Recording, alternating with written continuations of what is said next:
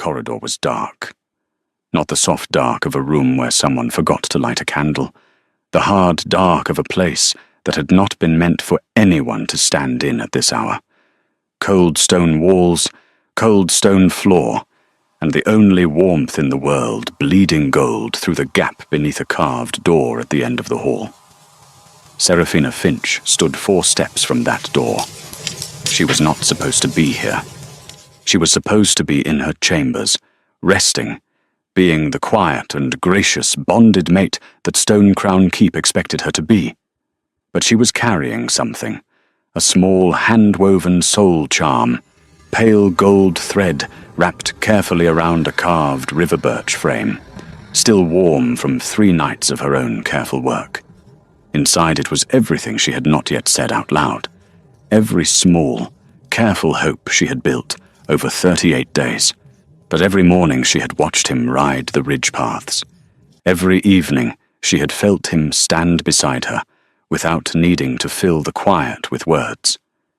Every moment she had told herself, patiently, repeatedly, without letting herself rush toward anything, that this was real.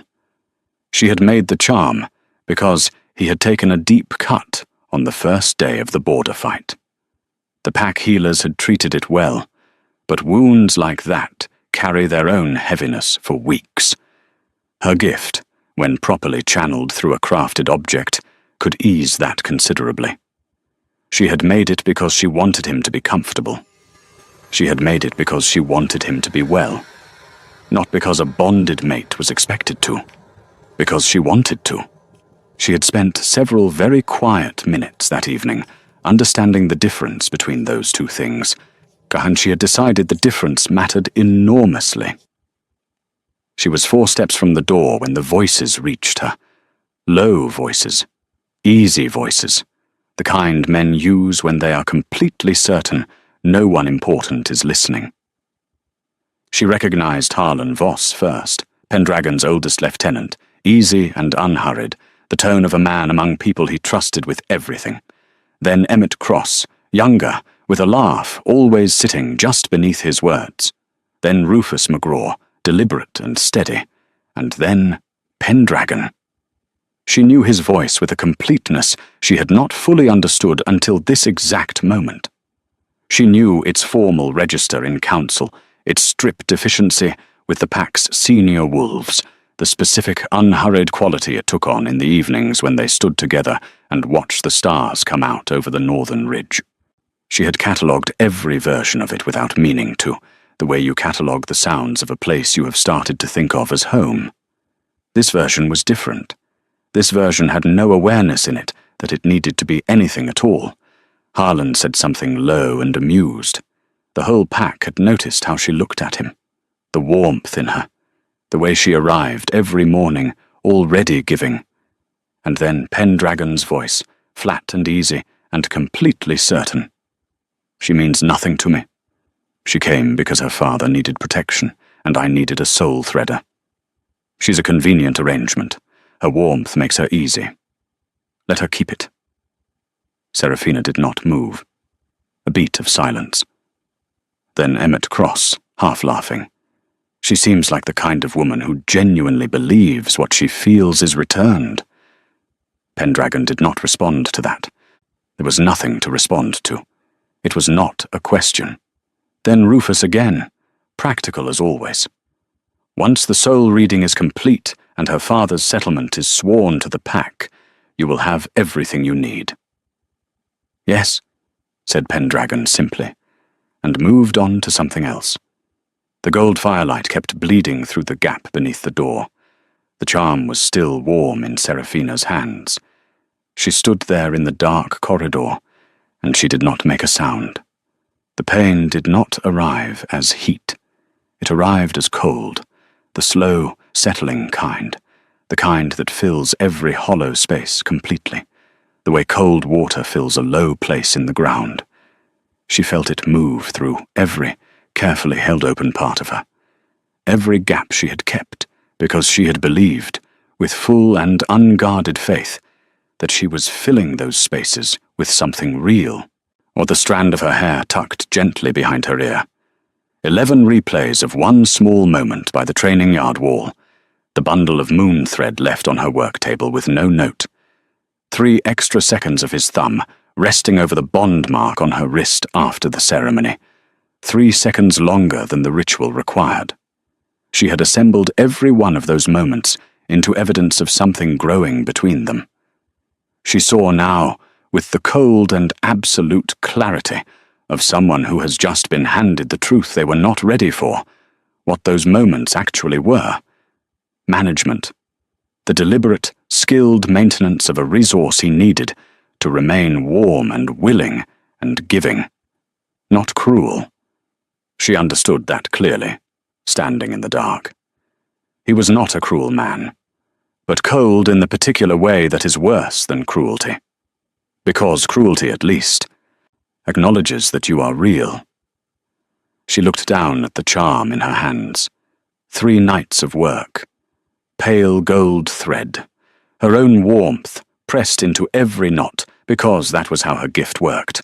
Intention was the ingredient. She had intended every single stitch. She set it on the stone floor, gently, without a sound. She straightened her spine. She turned. She walked back into the dark, and the real story, the one worth telling, begins right there. 2 months before that corridor, Serafina Finch lived in a place that did not need to announce itself to be worth something. The Finch settlement sat in a wide valley between 2 river birch forests, so old that the trees had grown into each other's roots and could no longer be told apart.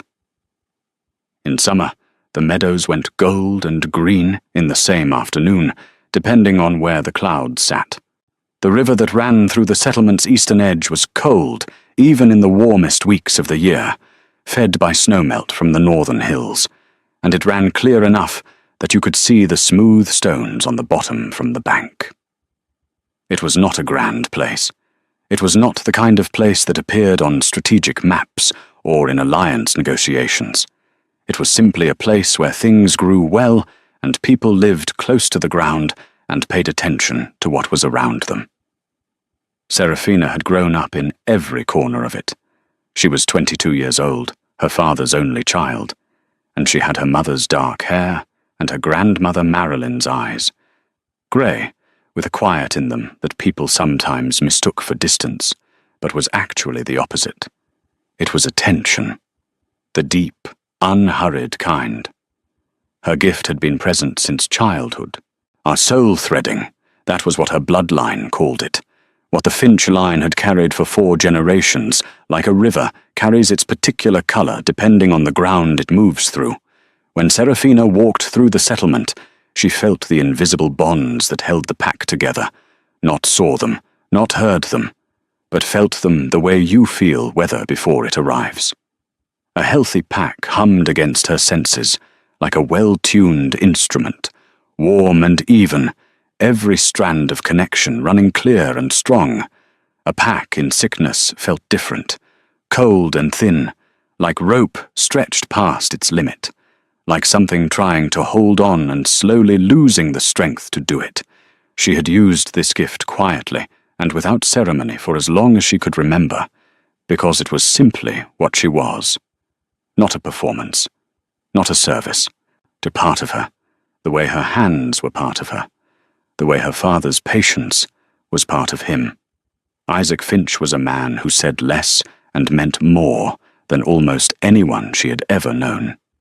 He had silver at his temples and a quiet scar along his left hand from a border disagreement 20 years past, and he loved his daughter the way deep rivers love their banks, without stopping, without noise.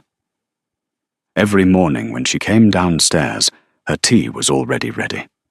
He knew her thinking silence, the specific stillness that was different from her ordinary stillness, and he had never once, in 22 years, pressed it. He simply waited, and she always came back to herself, and he was always there when she did. It was a Thursday morning in early autumn when the envoys arrived, 3 wolves in stone-crown grey and black, riding with the upright certainty of people who represent authority they did not personally earn. Isaac received them in the great room. Seraphina stood in the corridor outside and heard enough through the old door to understand before her father came to tell her. Stonecrown Pack, ancient, vast, powerful in the quiet and absolute way of things that have been standing long enough to simply be taken as permanent. The largest wolf-held territory in the northern reaches, commanded for the past 6 years by Pendragon Arthur, Alpha King since the age of 25, which was young, which meant he had been carrying an enormous weight for a long time, and had learned to carry it without showing the strain. The bond sickness had been moving through Stonecrown's invisible pack ties for 2 full seasons. Not a visible illness, or not something the healers could treat or the warriors could fight. Just a slow, creeping fraying. Wolves growing restless without knowing why. Bonded pairs drifting apart without argument. Young wolves struggling to find their footing in a pack they had always known. The pack elders had tried everything within their reach and had quietly run out of answers. What they needed was a soul threader. What they were offering in exchange was fortified border protection, trade passage through the northern routes, and a formal alliance with the most powerful pack in the region. Isaac signed the agreement before the envoy's tea had cooled. Seraphina knew why, without asking. She went to him that evening, and found him standing at his study window with his jaw set and his hands loose at his sides, the precise posture of a man carrying grief he would not put down, because putting it down would make it real. She crossed to him without a word, and he pulled her into the kind of hold that parents give when they are trying to put everything they love about their child into their arms at once, so the child will carry it with them. 2 winters, he said quietly against her hair. We have had 2 hard winters without the northern trade routes. I cannot ask the settlement to have a 3rd. I know, Papa.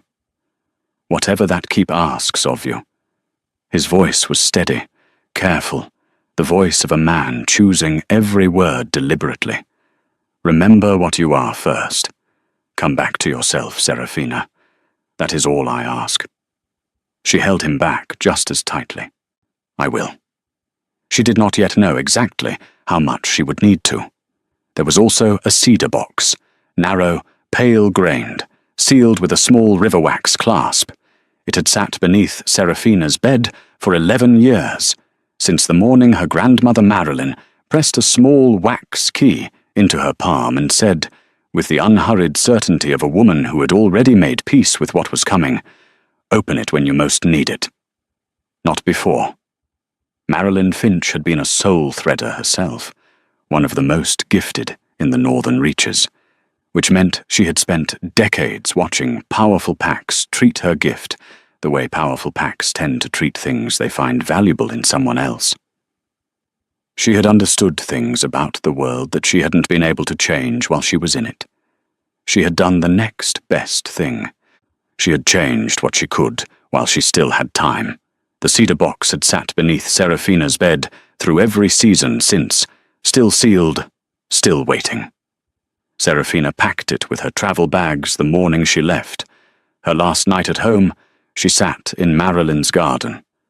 Moon-petal flowers grew there, pale gold, night-blooming, planted by Marilyn's hands 11 years ago, and still returning every season without being asked. They opened in the dark and closed in the morning light, which had always seemed to Seraphina like a particular kind of quiet bravery, giving your best to the hours when no one was watching. She was honest with herself that night, the way she was always honest with herself, completely, without softness toward her own hopes. She had seen Pendragon Arthur once before, an interpack gathering, 2 seasons past. She had not expected to remember him clearly. She had not been able to forget him. The way he moved through a crowded room, not pushing, not performing, simply going, with the easy certainty of someone who had never once wondered whether there was space for him. His silver-grey eyes had swept across that gathering hall without pausing on her. For one strange, entirely unasked-for moment, She had found herself wishing they had. This is a political arrangement, she told herself clearly, sitting among the gold flowers in the dark. You are going as a resource they need. Go with clear eyes. But the quieter part of her, the part that lived below reason, the part that her grandmother would have recognized immediately, offered something different. Perhaps he is also lonely. She allowed herself that one night of perhaps. At dawn, she rode out. The moon-petal flowers were still open behind her as she crested the valley's edge, pale gold in the early grey light, giving their best to the hours when no one was watching. She did not look back. Some departures need to be clean. The ride north took 3 days. On the morning of the 3rd day, Stonecrown Keep rose out of the landscape like something that had always been there and had simply been waiting for you to be close enough to see it properly. Dark stone walls that had stood for 2 centuries, towers that caught the low winter light and held none of it. The air up here had a clean, cold edge to it, the specific cold of a place that did not make allowances for softness. From the walls, wolves watched her arrive. Some openly, some less so.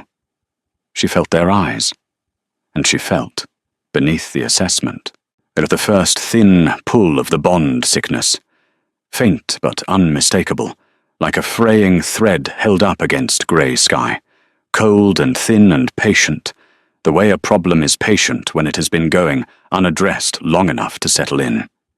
She lifted her chin. She met every gaze she could find on those walls with the direct, quiet steadiness her father had spent 22 years teaching her. Not with instructions, but with example. You may decide what I am, she thought, holding gaze after gaze from the back of her horse. I will not help you do it. She rode through the gates. The formal reception was held in the great hall. Seraphina had expected ceremony, a carved Alpha's chair at the head of the room. Formal colours, the deliberate, the managed performance of distance that powerful men arrange when they want to remind you how far below them you are standing. She had prepared herself for it, had assembled her composure carefully on the ride through the gates, had reminded herself that this was a political arrangement, and she was to treat it as one. She found Pendragon Arthur standing near the central fire in plain working leathers, arms loose at his sides. Not performing, not arranging anything. Either it was calculated informality, a deliberate choice to appear unbothered by her arrival, to signal that she was not significant enough to dress for, or he simply had not felt the occasion required it. She filed both possibilities carefully and kept walking. He extended his hand in the old northern greeting, palm up, fingers open, an ancient gesture that meant, simply, I am holding nothing against you. His silver-grey eyes found hers as she took it. They held for 1 beat longer than the greeting required. She told herself it meant nothing. She would tell herself that 11 more times before the month was out. Her companion, Lydia Bonner, had travelled north with her. Lydia was sharp-eyed, precise, and devoted in the entirely unsentimental way of someone who takes loyalty seriously enough not to perform it. She had been Seraphina's closest companion since childhood, and she watched everything from the correct distance, neither too close to be caught in what she was observing, nor too far to see it clearly. The first days in the keep were navigated carefully on both sides. The pack was assessing her. She understood that and didn't take it personally.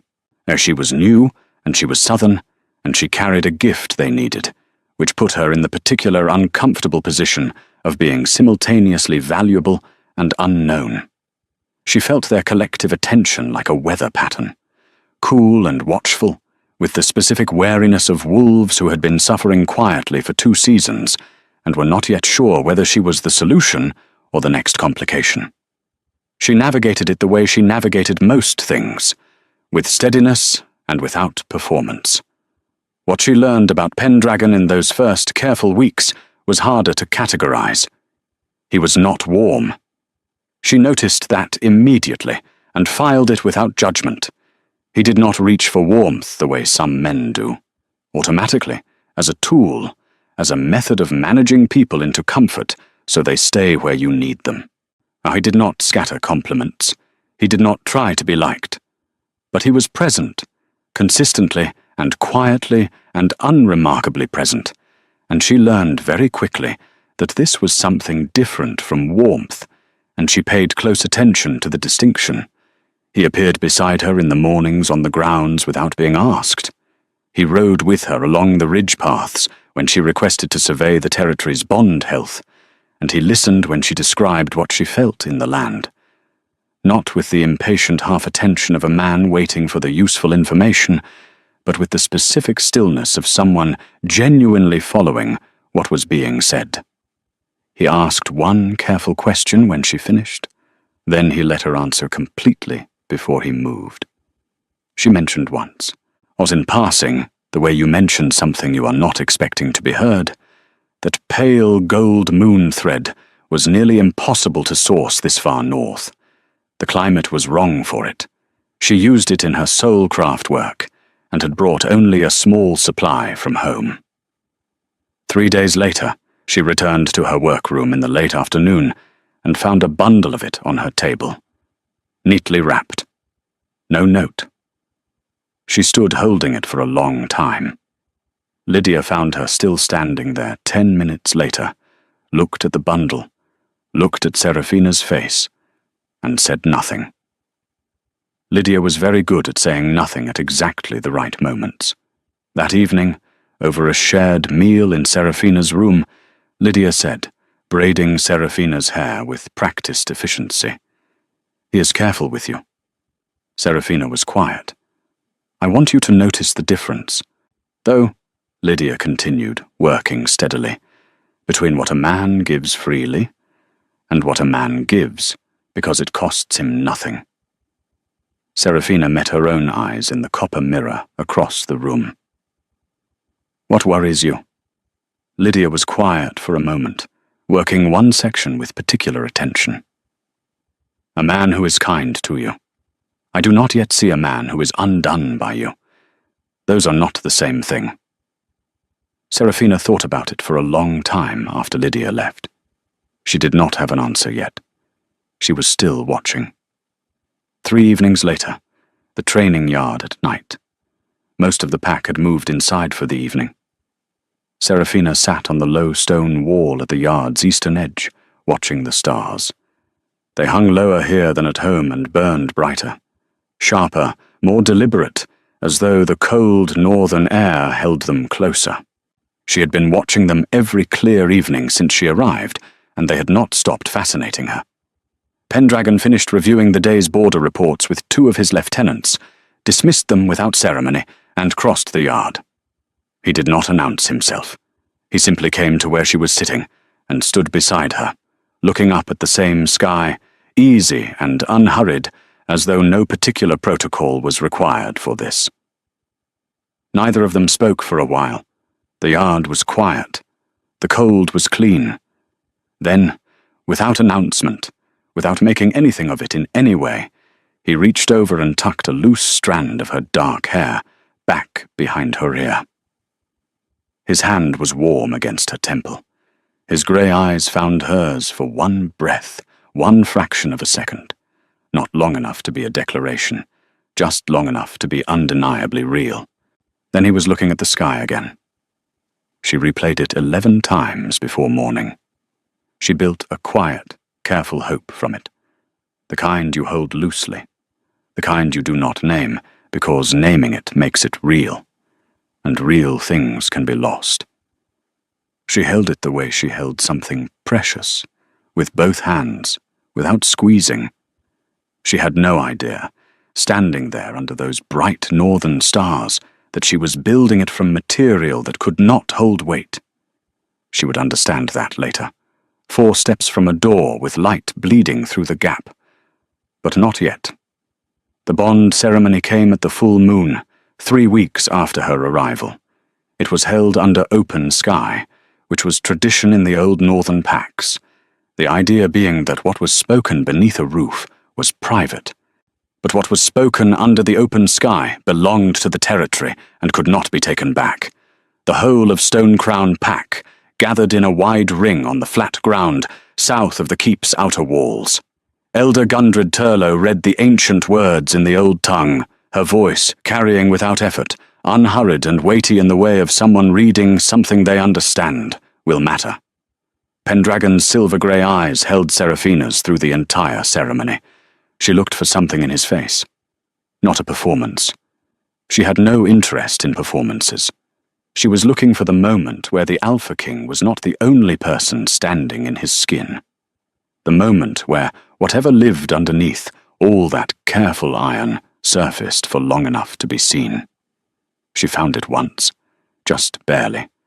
Just for one breath, something that moved across his expression and was gone before she could name it. Something that lived below calculation. Whether it was genuine or whether she wanted it to be genuine, she honestly could not tell. When he placed the bond mark on her wrist, the old mark, silver blue, pressed with the flat of his thumb in the traditional way, he held it there for 3 full seconds after the ritual required him to let go. 3 seconds longer than the ceremony asked for. She noticed. She filed it with the same careful attention she had been filing everything. She held it the same way, with both hands, without squeezing. The days that followed the ceremony settled into a rhythm she had not expected to find so quickly in a place so different from home.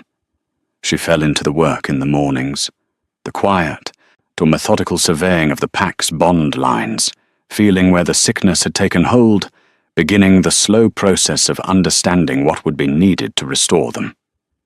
It was not fast work. It was never fast work. Soul threading worked the way roots work, by going down before it could go anywhere else, by taking the time to find the ground properly before trying to hold anything up. She explained this to Pendragon when he asked, and he listened with the same specific stillness she had noticed from the beginning, and asked one careful question, and let her answer completely. He cleared a blocked water channel in the eastern garden that she had mentioned once, in passing, 6 days earlier. She had not expected him to remember it.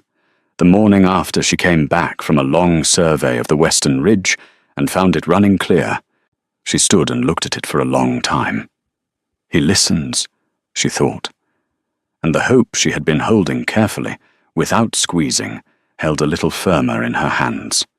He sourced archive volumes on Soul Thredder lineage that had been out of general circulation for decades, and left them on her work table without ceremony or announcement. She ran her fingers over their spines before she opened them, thinking about the effort that would have required, not just finding them, but getting them here, to this cold northern keep, in this short span of weeks. He thinks ahead, she thought. He thought ahead, for me. Lydia said nothing when she saw the books. Lydia had a very particular kind of silence for the things that worried her. A waiting silence. The silence of someone holding their words until the right moment arrived. Seraphina recognized it and chose not to ask about it. She was not ready for what Lydia might say. The morning after the ceremony, the formal note on the pillow. Brief and correct, signed with his full name and title in the careful hand of a man who always knew exactly how much of himself he was giving away in any given document. Pendragon Arthur, Alpha King of the Stonecrown Reaches, as though she might not know who he was. She read it twice, folded it, put it away. He is a king, she told herself, lying in the early grey light of a room that still felt foreign at the edges. Kings carry more hours than anyone outside of them can see. There are things required of him that have nothing to do with what he feels. I will be patient. I will give this real time. Lydia's voice came back to her, steady and unsentimental. A man who is kind to you. I do not yet see a man who is undone by you. She pushed it aside. She was so certain it was worth waiting for. That certainty, that open, quiet, entirely unguarded faith is what made what came next cost what it did. The border conflict arrived 3 weeks later, quiet at first, a rival pack testing the western boundary, pushing against a line that had been under low pressure for months, then harder. 3 days of real fighting, casualties brought back through the northern gate, healers working without rest, the keep shifting into the particular grim efficiency of a place that knows how to survive hard things, because it has had to do it before. Seraphina spent the 3 days doing what she always did in the aftermath of conflict, the quiet, unglamorous, or necessary work that no one asked her to do, and that she would not have stopped doing if they had. 4 injured wolves came to her workroom door on the afternoon the fighting ended. She closed wounds. She drew fever from a shoulder that had gone badly. She sat with a young wolf named Leah Mills, barely 18, thin-shouldered, already learning to arrange her face into expressions she did not feel, and stayed beside her until the fine trembling in Leah's hands finally went still. She was good at this. Not because it was required, because she looked at these wolves and saw them. And being seen was, sometimes, the most real medicine available. When the last of them left, she was tired in the specific way of genuine attention, given freely. Not empty, just quiet. Her eyes fell on the soul charm sitting half-finished on her work table.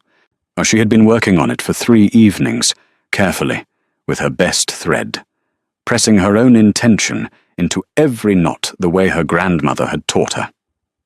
She picked up the thread. She worked through the evening.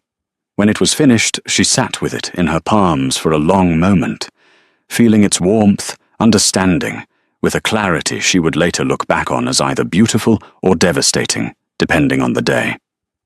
That she was not making this because a bonded mate was expected to. She was making it because she wanted him to be comfortable. She wanted him to be well. She wanted him to know, in the only language she trusted completely, that someone had been paying very close attention. She picked it up. She carried it into the corridor, 4 steps from the door, firelight bleeding gold through the gap. Voices she knew. Oh, she means nothing to me. And then the cold, the settling kind, moving through every carefully held open space. She set the charm on the stone floor. She straightened. She walked back into the dark, and the cedar box beneath her bed waited, the way it had been waiting for 11 years, for the exact moment she needed it most. That moment had arrived. She made it back to her room before the tears came. Silent and unstoppable, the kind that do not ask permission and do not wait for a convenient moment. She had learned from Marilyn, who had learned it from the woman before her, who had learned it from the woman before, that grief does not benefit from being managed. You let it run its complete course. You go all the way to the bottom, and you stay there until it has finished, until there is nothing left of it, until the hollow it leaves behind is clean. She sat in the dark, with the moon petal flowers Lydia had placed on the windowsill, pale gold, fully open, giving their best to the hours when no one was watching, and she let it move through her completely. She let herself see every moment for what it actually was. The moon thread bundle with no note, a calculation, keep the resource feeling seen, the strand of hair tucked behind her ear, a calculation, keep the warmth running warm, the 3 extra seconds of his thumb on her wrist, a calculation. She had not even needed to be difficult about the ceremony. How convenient. The archive books, the cleared channel, the mornings on the ridge, the evenings under the stars, the one unguarded breath she had seen cross his face during the bond ceremony and held like something precious. All of it. But every piece she had assembled into evidence of something real and growing between them. Management. The deliberate maintenance of a resource he needed to remain giving. not cruelty. He was not a cruel man, and she was honest enough with herself not to call him one. But there was a kind of cold that was worse than cruelty, and she felt its exact shape now. The cold of being used by someone who never once stopped to consider whether you were real enough to be harmed by it. When the grief was finished, really finished all the way through, nothing left of it, she breathed. Something cold and clean settled in the place where it had been. Not anger. Anger is hot and tends to spend itself on the wrong things, burning through useful energy in directions that do not actually change anything. This was different. This was the particular and specific feeling of a woman who has just understood the full shape of what was done to her, and has decided, with absolute clarity and no performance at all, that she will not accept it. She reached under her bed. She pulled out the cedar box. 11 years. Sealed with river wax, small and pale-grained, smooth from being carried so many places without being opened. She held it for a moment, feeling the familiar weight of it, thinking of the morning Marilyn had pressed the small wax key into her palm. Open it when you most need it. Not before. She opened it. 3 things were inside. A letter, written on pale grey paper in Marilyn Finch's precise and unhurried hand, letters that leaned slightly right, as though they were always moving toward something. A copy of the Interpack Covenant, or the foundational legal document governing every formal arrangement between wolf packs, its spine cracked with age and use, sections carefully underlined in Marilyn's ink. And a sealed verification from Elder Lorelei Conway of the Neutral Ashvale Archive, dated 6 months before Marilyn's death. She unfolded the letter first. You were born with a gift that others will always want to claim. I could not give you a world that would not try. I could only give you the law that says they cannot. Open the marked sections. Read carefully.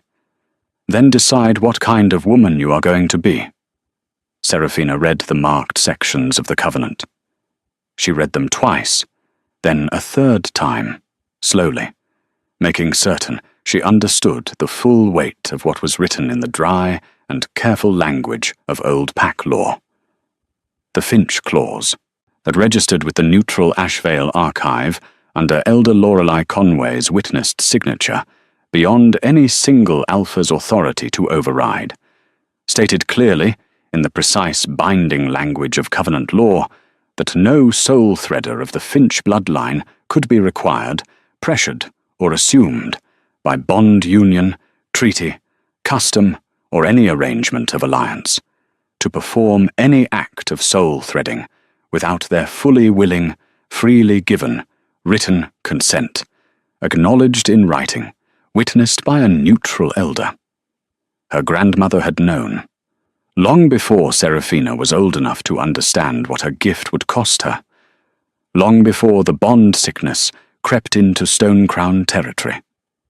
Long before Pendragon, Arthur needed something and reached for the most efficient way to acquire it, or Marilyn had known, because she had lived long enough in this world to understand how powerful men look at rare and useful things, and she had spent the last months of her life quietly writing her granddaughter's protection into the one document that could not be rewritten by anyone who came after. She had given Seraphina armor before Seraphina ever knew she would need to wear it. Seraphina sat at her writing table for a very long time in the quiet dark. She thought about her grandmother's garden. She thought about her father's arms at the gate. She thought about 11 years of a sealed cedar box waiting under her bed for exactly this night. She thought about Pendragon Arthur, who believed he had acquired everything he needed the moment the alliance document was signed. Then she picked up a pen, for morning arrived grey and cold through the east window. Seraphina dressed differently. She put on her formal Finch silks, deep ivory and river gold, the colours her bloodline wore at full standing, the colours of her house and her line. Not the warm, accommodating colours she had been choosing every morning for 5 weeks. Not the careful, gracious tones of a woman determined to blend quietly into a place that had not yet decided what to do with her. These were the colours of who she actually was. She looked at herself in the copper mirror for one full moment. Then she walked downstairs. The morning session was already underway when she took her seat at the council table, the unglamorous, necessary work of running a large and powerful pack. She listened for 20 minutes with composed, unhurried attention. Then she requested the floor, or the room shifted in the particular way rooms shift when the expected order stops. "I would like to request a formal reading of the Interpack Covenant's consent provisions," she said. Her voice was level. Not cold, not sharp, not performing anything at all. Level, with the specific steadiness of someone who has chosen exactly how much force to use, and will not use more or less than that. Specifically the Finch clause, registered with the Ashvile archive. The silence that followed had weight. Elder Gundred Turlough, present for the post-conflict Elder Review, not yet departed, read the provisions aloud when the covenant was brought. She read in the unhurried voice of someone reading something they understand will matter. When she reached the Finch clause, she paused for one full breath, then read it to the end.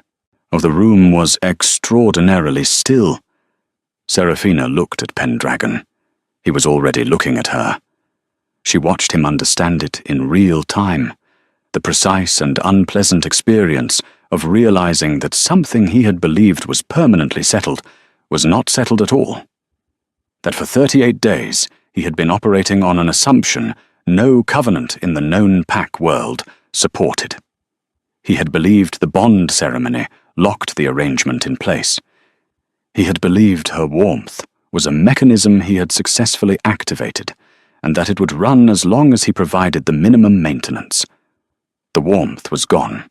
Without it, the mechanism had nothing to run on. "I am not renegotiating the union," Seraphina said simply. "I am reading what was already written."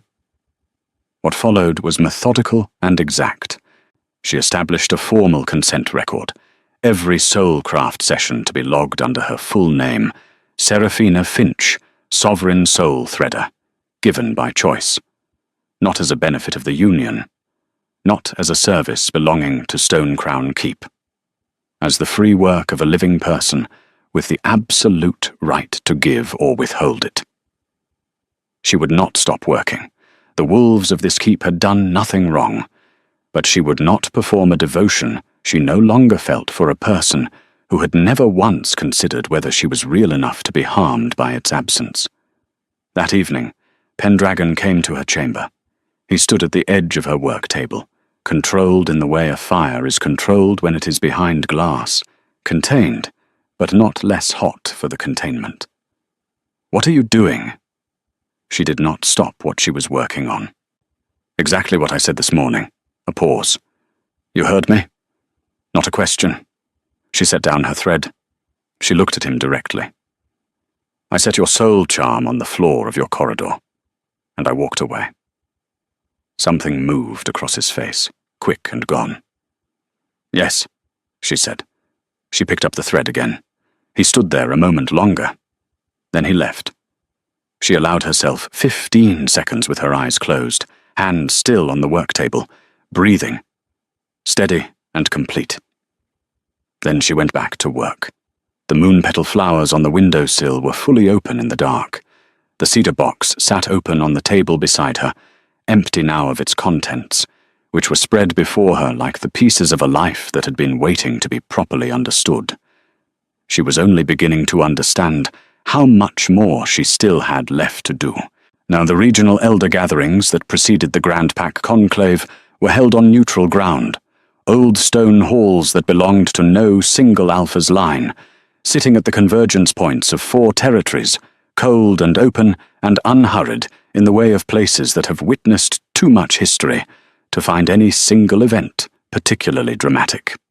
3 gatherings, 3 rounds of formal sessions, diplomatic posturing, elder councils, and evening receptions, where the real work of the wolf world was done quietly in the margins, while the official proceedings occupied the center stage. Seraphina travelled in the formal procession as Pendragon's bonded mate, which remained the legal fact regardless of everything else. She sat beside him through the morning sessions with composed, unhurried attention. The same attention she brought to everything. As she spoke when addressed, she offered nothing that was not asked for. She showed nothing. In the evenings, she sat with Lydia, which Pendragon had stopped formally objecting to, though his jaw was consistently very tight about it. It was in the third hour of the first evening reception that someone crossed the hall toward her. She noticed the approach before she registered the person.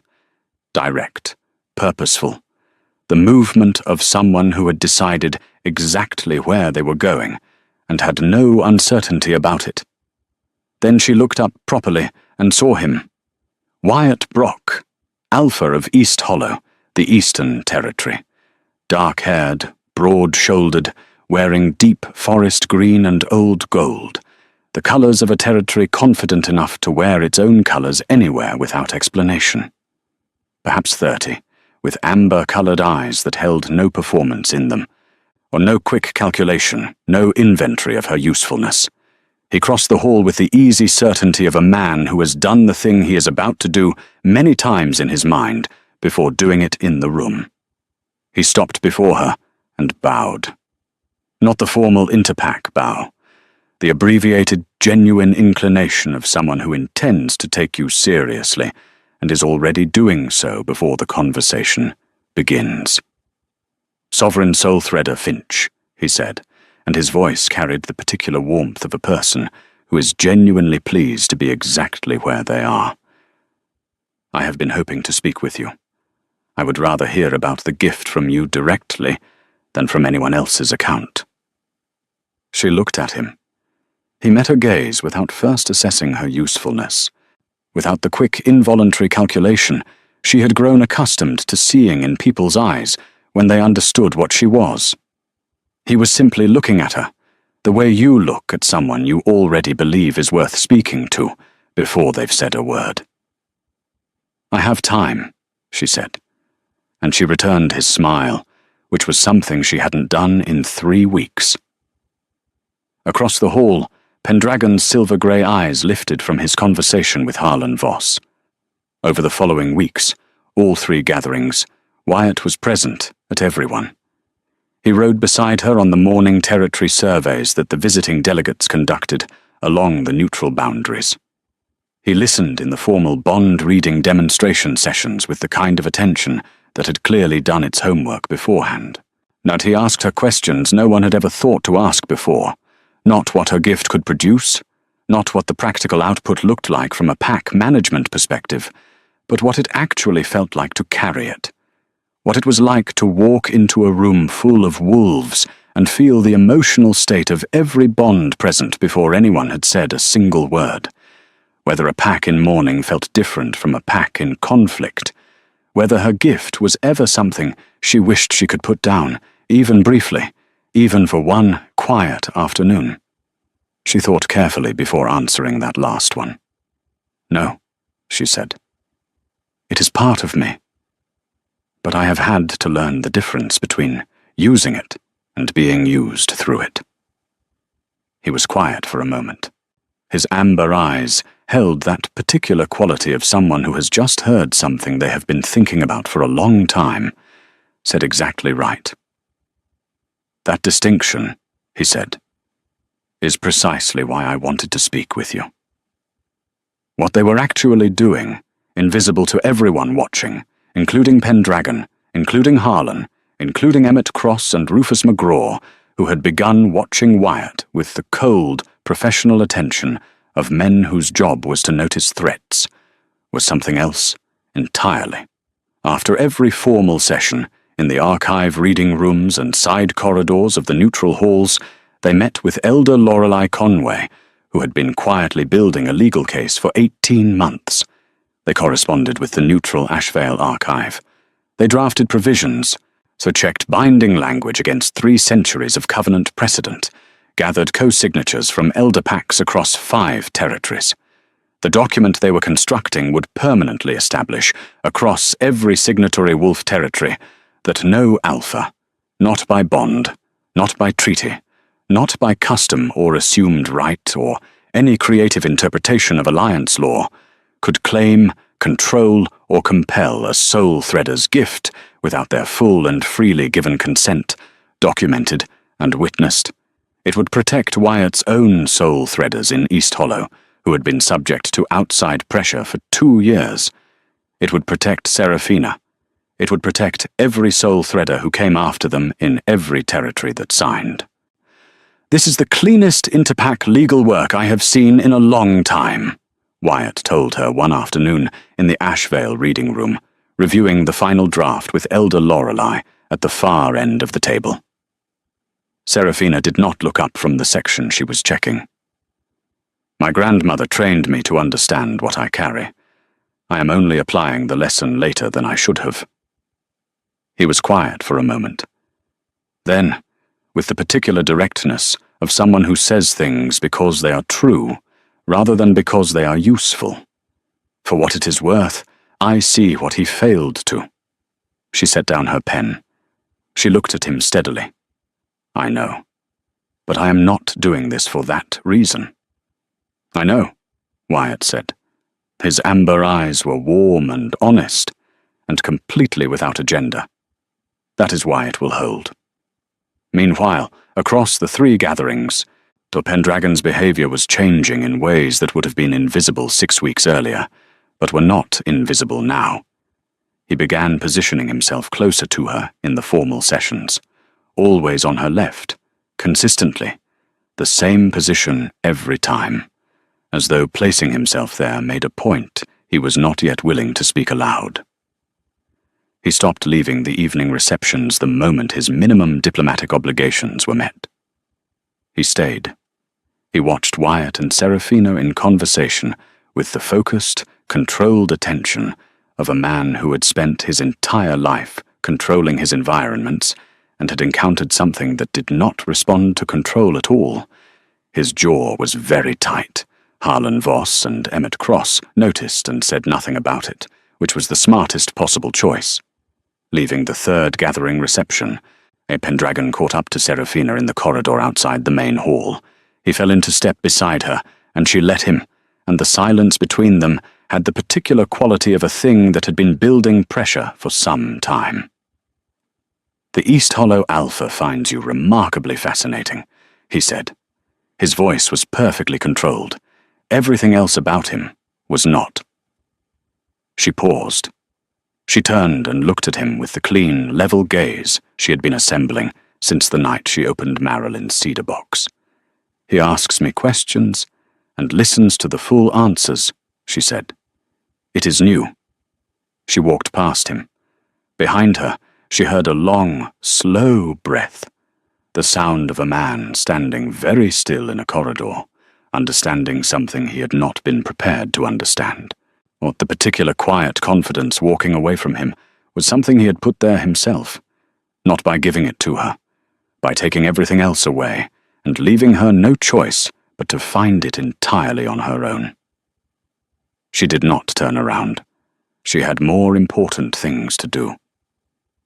The Grand Pack Conclave was held at the full moon of the 7th month, on the ancient neutral grounds at the meeting point of 4 territories. The Conclave Hall had stood for 3 centuries. Its walls were old stone, older than any currently living Alpha's bloodline, worn smooth by the hands of every wolf leader who had ever walked its corridors. The roof was open at the center. Not an architectural failure, a deliberate choice made by the founders, so that every wolf assembled beneath it stood under the same sky, looked up at the same moon, breathed the same cold air. No single Alpha's ceiling above any of them. Every voice, in theory, equally exposed to the same open dark above. The moon hung full and brilliant on the night of the opening session, washing everything silver. Seraphina entered in the formal procession beside Pendragon.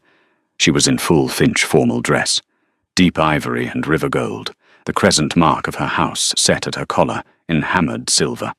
catching the moonlight in the open-roofed center of the hall as she passed beneath it.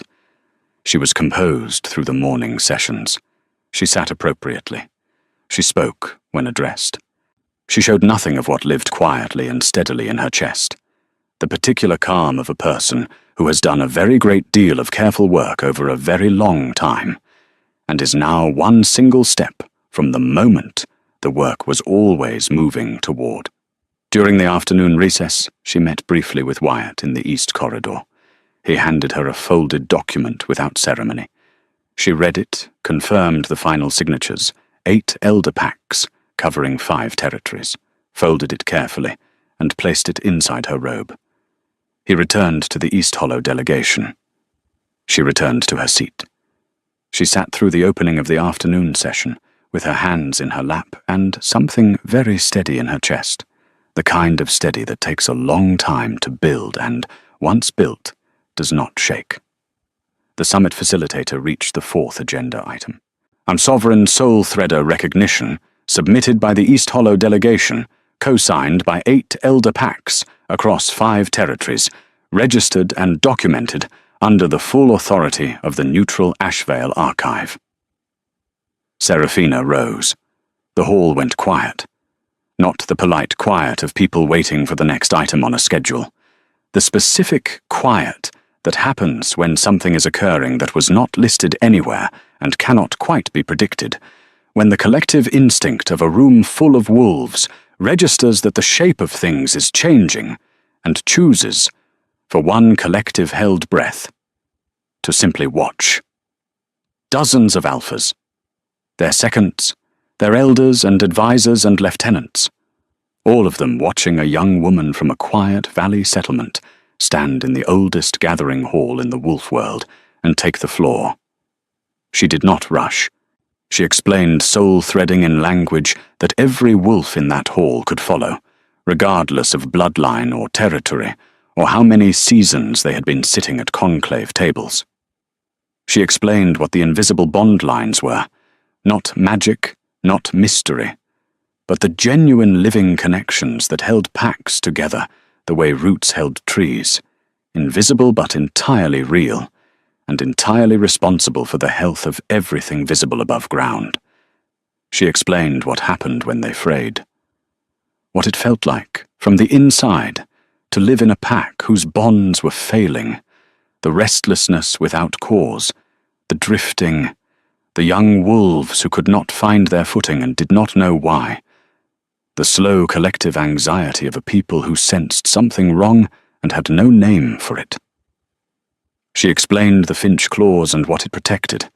She explained the Ashvale Accord and what it would permanently establish in covenant law across every signatory territory from this night forward.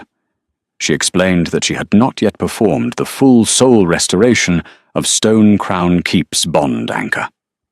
The hall was very still. The Northern Pack's continued strength, she said, her voice carrying without effort across the open-roofed chamber, depends on a willing gift from a soul threader. That gift cannot be forced, purchased, or assumed under any law that currently exists, or that this accord will permit to exist going forward. She looked at Pendragon. He was already looking at her. He had not looked away since she rose. His silver-grey eyes held something she had never seen in them before. Not the controlled authority of an alpha king managing a room full of political equals, not the flat, unhurried certainty of a man who had always known exactly what he had.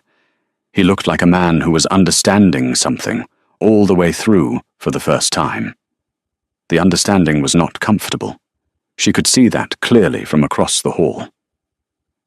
"I was brought here as nothing, my Alpha King," she said, and her voice was steady and warm and entirely without performance. "It turns out the nothing holding your territory's bond lines together is somewhat significant. I am simply ensuring, from this night forward, that the record says so." She sat.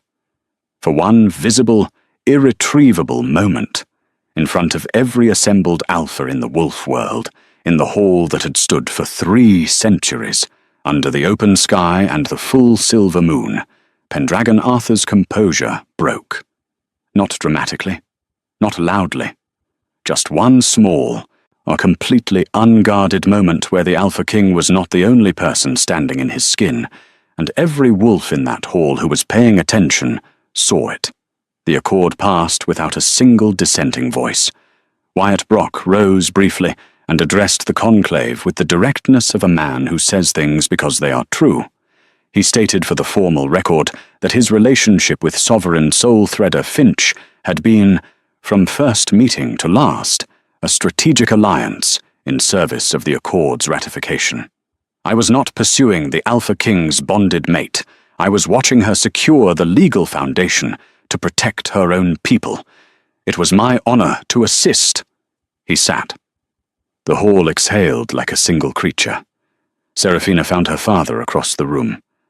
Isaac Finch stood among the attending elders in his settlement colors, de silver at his temples, the quiet scar along his left hand, the expression of a man whose pride had completely run out of places to go because it had filled him entirely.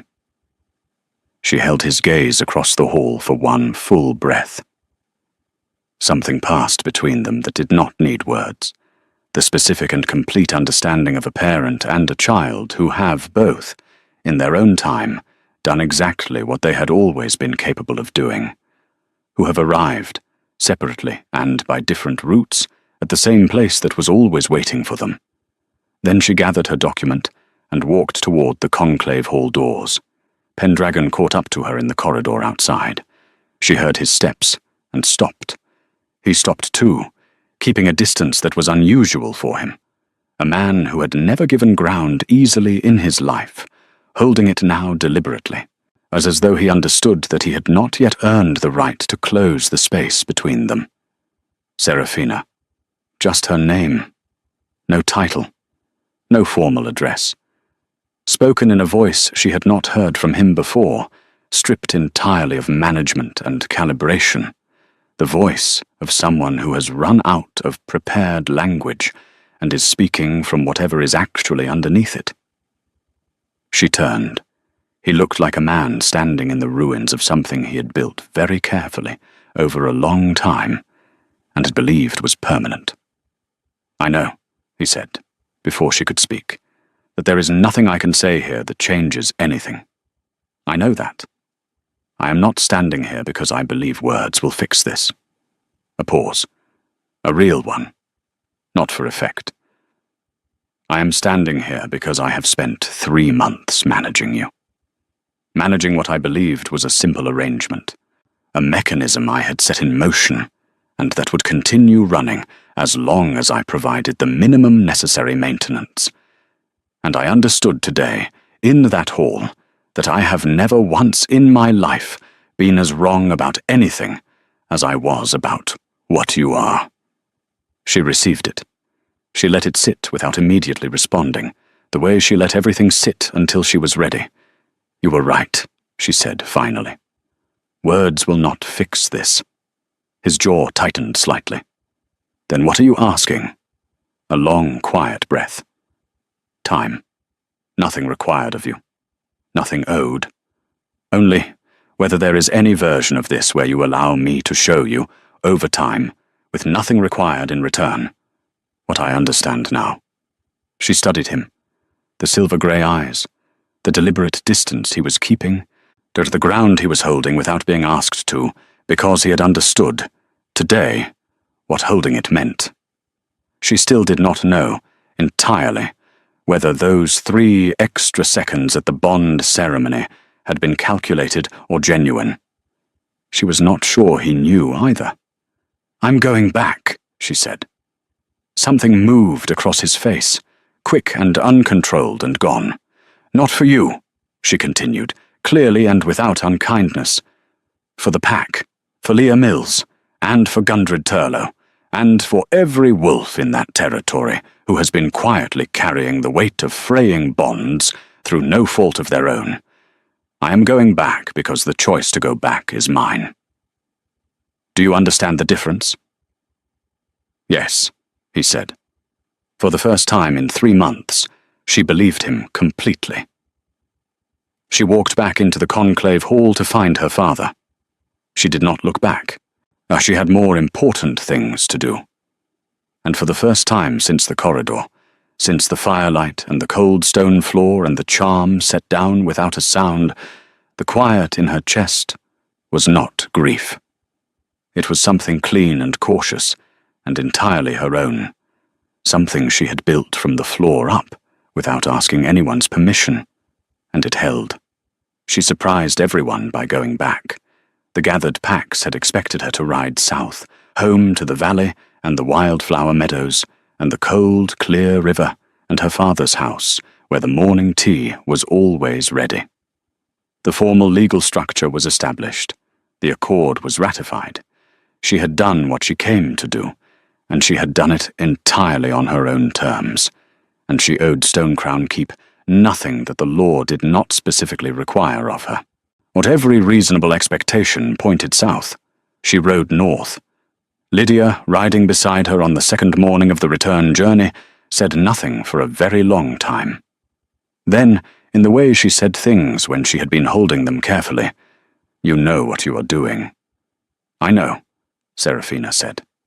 "Good," said Lydia, and asked nothing further, because Lydia understood that the reasons were Seraphina's to carry, and didn't need to be explained to anyone. She went back because the wolves at Stonecrown Keep had done nothing wrong. She went back because Leah Mills, barely 18, deserved to stop shaking. She went back because old Gundred Turlough had been carrying a grief alone that no elder wolf should carry alone, and because Clara Haskins and Pearl Doolin and every wolf between them had been living under the weight of fraying bonds for 2 full seasons, through no fault of their own, and deserved better. She went back because her work did not make exceptions for personal complications, and she was not the kind of woman who left important things unfinished because finishing them was uncomfortable. And she went back, though she told no one this. Not even Lydia, though Lydia suspected it from the specific way she packed, with the particular care of someone packing for a stay of uncertain length rather than a courtesy visit, because she was not finished here. Running would give the story an ending it had not earned. Coming back by choice, with full knowledge and full sovereignty, it was a fundamentally different thing than anything that had brought her north the first time. She arrived at Stonecrown Keep on a grey morning, 5 days after the conclave. What she found when she rode through the gates was that the keep had shifted without the walls moving. The pack moved around her differently.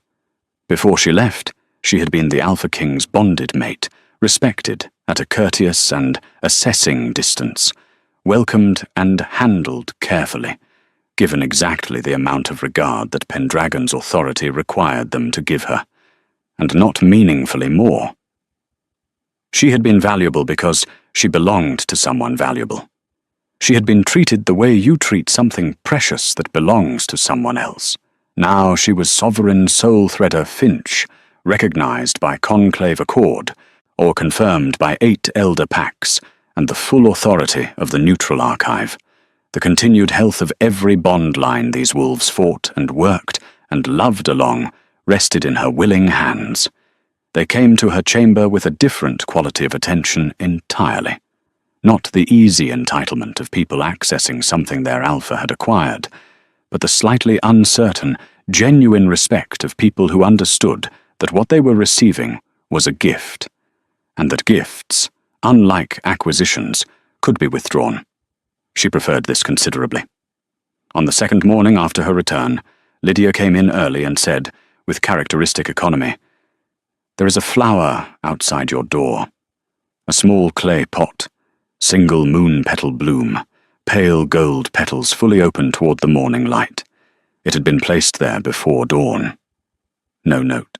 Seraphina carried the pot to the window and held it in both hands for a long moment, the cool of the clay, the faint, living warmth of the flower itself, the quiet, impossible fact of a moon-petal blooming this far north in the cold winter air. She could not have said how he sourced one. She did not ask. Lydia, watching her from across the room, with the patient attention of someone who has been watching a person they love navigate something hard. He looks at you the way you used to look at him." "I know," Serafina said quietly. "That is the hardest part." He did not make grand gestures. She was glad of that. Grand gestures are the tools of a man trying to close distance quickly, and quick distance was not what either of them needed. She would have been immediately suspicious of any grand gesture, and she thought, carefully, honestly, yet without wanting it to be more than it was, that he understood that his absence of grand gestures was itself a kind of listening. What he did was smaller and more consistent. He appeared in the Eastern Garden every morning, not requesting anything, not performing attendance, simply present on the low stone wall or the narrow path along the garden's edge, with a warm drink and the unhurried ease of someone who is not there to be seen. Some mornings they talked. Some mornings they existed in the same space without talking. Both felt, in their very different ways, like progress. He sourced archive volumes she had been seeking for years, old lineage texts, bond reader history, documents that had been out of general circulation for decades, and left them on her work table in the evenings without announcement. He remembered the blocked East Channel and cleared it the morning she came back from her first post-conclave survey of the Western Ridge, running clear, cold, exactly as it should have been running all along. She had mentioned that channel once, in passing. 6 weeks before the conclave. He had remembered. She held that carefully, without squeezing.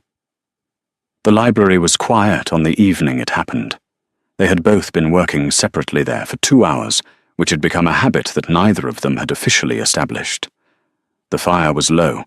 The hall outside was silent. Pendragon set down whatever he had been reviewing, and said, without preamble, in a voice that was quiet enough that it was clearly not intended for any other ear, "You used to bring me things, small things, without being asked." She did not look up from her scroll. "Yes." "You stopped." She kept her eyes on the parchment.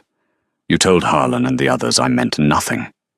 The silence that followed was long and had a specific quality, the silence of a man who has run out of defenses and is sitting in the open of what is actually true. "I was wrong." She kept working. Her hands were steady. "I know that is not enough," he continued in the same quiet voice. "I am not saying it because I believe it closes anything. I am saying it because it is plainly true, and I need you to hear it said without anything behind it, without strategy, without any calculation at all." A pause. "I was wrong about what I had. I was wrong about what you were. I have spent 3 months understanding that, all the way through, and I am telling you in this room, with nothing to gain from it, that I see you. I see what you are. I see what I nearly understood too late." She looked up.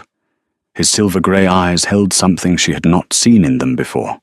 Open, undefended, uncertain in the way of a man who has voluntarily put down every tool he has used for years to keep himself at a careful distance from being genuinely known.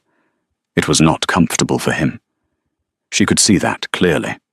It had probably cost him more than most things he had done in a long time.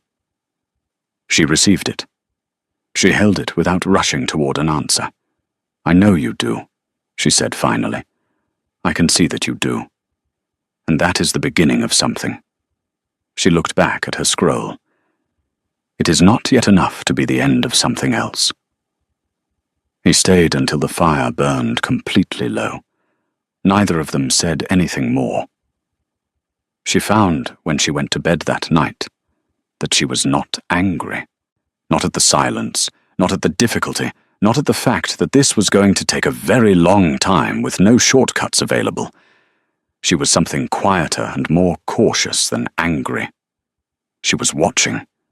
She was taking her time. She was deciding, day by day, what she was willing to do with what was in front of her, on her terms, entirely, without permission, asked or given. The bond anchor restoration happened on a Thursday night, 3 weeks after her return. She had been feeling the pack's bond lines growing more insistent for days, not desperate, not collapsing, but asking in the low, steady way of something old and patient that has been waiting long enough and is no longer willing to wait indefinitely. She understood the pull. She had understood it since her first week at the keep. She had simply needed to arrive at this moment in her own time. She waited until the keep was completely quiet. She took a single candle. She descended alone through the old foundation stairs, narrow stone, worn smooth, 2 centuries of footsteps worn into each edge, to the bond anchor point at the heart of the keep's foundation. A wide, low chamber, stone smoothed by 200 years of palms pressed against it. Cold in the particular way of a place that holds memory. The original anchor, set by the first Iron Fang Line Alpha who built this keep, pulsing faintly in the stone beneath her hands, patient and old, and deeply in need. She sat with her hands flat on the floor. She let herself feel the full weight of everything this place had cost her. She did not rush past any of it. She thought of the corridor, the firelight, the cold stone, the charm set down without a sound. She thought of her grandmother's handwriting, leaning slightly right, moving toward something. She thought of her father's arms at the gate the morning she left, trying to press everything he loved about her into his arms at once, so she would carry it with her. She thought of Leah Mills, barely 18, too proud to ask for help, sitting in her workroom with shaking hands until the shaking stopped.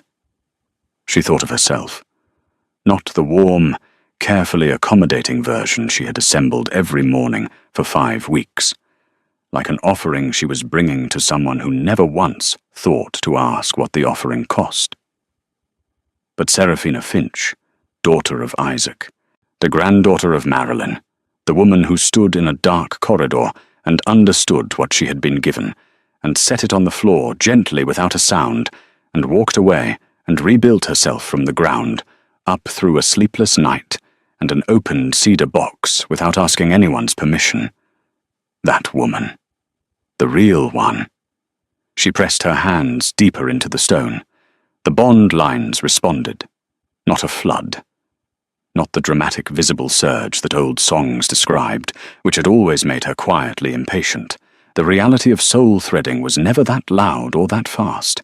It was a thread catching, a root finding good soil. The connection settled into place, warm and steady, moving outward through the ancient stone pathways beneath the keep, reaching toward the borders where the sickness had been eating quietly for 2 long seasons, finding the frayed ends of bonds that had been pulling apart in the dark for months without anyone understanding why. She gave it freely, with full intention, with absolute clarity about who was giving and why. Not for Pendragon Arthur, not because a bonded mate was expected to, not because an alliance required it, or a covenant mandated it, or a political arrangement made it convenient. For herself, because she was a soul threader, and this was her gift, and she had decided, in the cold foundation room of a keep that had cost her more than she had arrived knowing how to count, that she would not let his failures steal her from what she was. For Leah, and for Gundred, and for Clara Haskins, and Pearl Doolin, and for every wolf in this territory who had been carrying the weight of something broken that was not their fault. For the pack that had done nothing wrong. Because the choice was hers. It had always been hers. She was never going to let anyone take that from her again. The bond lines caught, held, ran warm and steady outward through the ground. She came back up through the foundation corridor very late when the keep was deeply quiet and the cold had settled fully into the stone. She passed through the lower corridor, climbed the inner stair, came out through the east passage into the narrow bonding garden. Old stone walls grown over with climbing night flowers, a strip of sky above barely wide enough for the quarter moon, and a scatter of stars more than the eye could easily hold. Pendragon was sitting on the low stone wall at the garden's edge, alone, not wearing the formal weight of his authority the way he wore it in halls and council rooms, the deliberate straightness, the managed distance. He was simply sitting, shoulders not quite level, hands loose on his knees, looking at the moon-petal flowers in the small corner bed that Lydia had planted 3 weeks ago from the pot left at Seraphina's door. His expression was the expression of a man who sat down because he did not entirely know where else to go. Not performing, waiting. Just there. He looked up when he heard her steps. She walked into the garden. He did not rise, and he did not speak. He simply looked at her. Open, undefended. The fully honest look of a man who has voluntarily put down every last thing he has used for years to keep himself at a careful, managed distance from being genuinely seen, and is standing in the open of it for the first time, and finding it harder than he expected, and doing it anyway. She sat beside him on the wall, not close, not touching. The specific distance of two people who are learning together, without rushing, whether the space between them is a gap worth crossing or a question that needs more time before it requires an answer. Neither of them spoke for a while. Below their feet, beneath the old stone of the foundation, the bond lines hummed, warm and steady and even, the way something hums when it has been running as it should for the first time in a very long time. She felt it in her palms, still warm from the anchor work, the particular afterglow of a gift given freely and received by something that needed it deeply. "The bond lines are moving again," Pendragon said quietly. His voice was low and factual, and entirely without performance, but the question behind it was longer and heavier, and they both understood what it was really asking. "Yes," she said. A long quiet between them. The night flowers moved slightly in the cold air. The quarter moon moved slowly through the narrow strip of sky above the garden walls. "Why?" he asked. One word. But the real question behind it, the one he was actually asking without reaching for the answer before it came, was everything. Why did you come back? Why did you give this? Why does any part of this still exist after everything that stood behind it? She looked at the moon-petal flowers for a long moment. Pale gold, fully open in the dark, giving their best to the hours when no one was watching. "Because it was time," she said, "and because the wolves here did nothing wrong." He received that without argument. A long, quiet breath. "And us?" 2 words, simply placed, without decoration, without strategy, without anything behind them except the question itself. She looked at her own hands in her lap, steady, warm, belonging entirely and unquestionably to herself. She looked at the moon-petal flowers. She looked up at the quarter moon in the narrow strip of sky. "I don't know yet," she said. Honest. Clean. The most truthful thing she had said to him in 3 months. "That is more than I deserve," he said, quietly. She did not tell him he was wrong. She did not tell him he was right. They sat together in the garden while the night settled fully around them, not touching, not resolving. Not anywhere near the end of what had been broken, or the beginning of whatever might be built from what remained. Just 2 wolves on a stone wall in the dark, one of them finally knowing her own worth with an unshakable completeness she would never again give away, and the other, slowly and at great cost, to everything he had been, beginning to understand what that had always meant.